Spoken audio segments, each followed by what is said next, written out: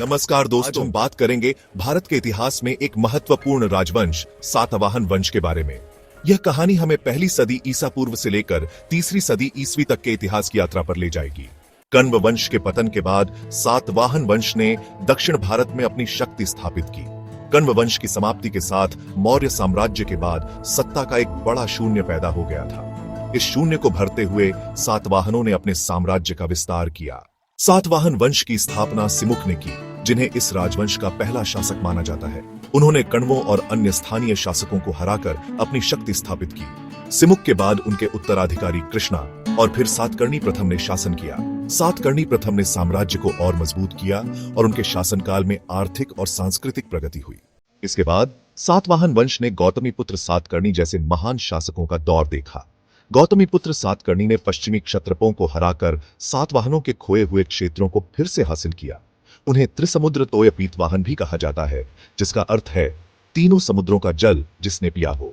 उनके शासनकाल में 78 ईस्वी से 102 ईस्वी तक सातवाहन वंश अपनी चरम सीमा पर था। गौतमीपुत्र के बाद वशिष्ठपुत्र पुलुमावी ने शासन किया, जिन्होंने व्यापार और सांस्कृतिक विकास को बढ़ावा दिया। उनके समय में रोम और अन्य देशों के साथ व्यापार अपने चरम पर था। सातवाहन वंश की मुद्राओं पर संस्कृत और प्राकृत भाषा में अभिलेख मिलते हैं, जो उस समय की भाषा और संस्कृति को दर्शाते हैं। सातवाहन शासकों में शिवस्कंद सातकर्णी और यज्ञ श्री सातकर्णी भी प्रमुख थे।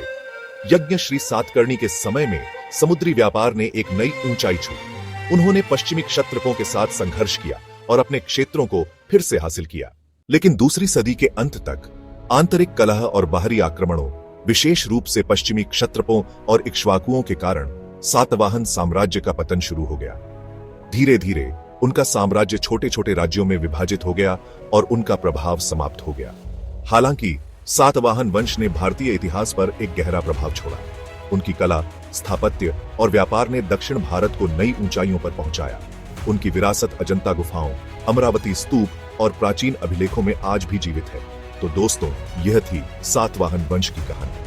यदि आपको यह वीडियो पसंद आया हो तो इसे लाइक करें, अपने दोस्तों के साथ शेयर करें और हमारे चैनल शान प्रोडक्शंस को सब्सक्राइब करना न भूलें। अगले वीडियो में मिलते हैं, तब तक के लिए धन्यवाद।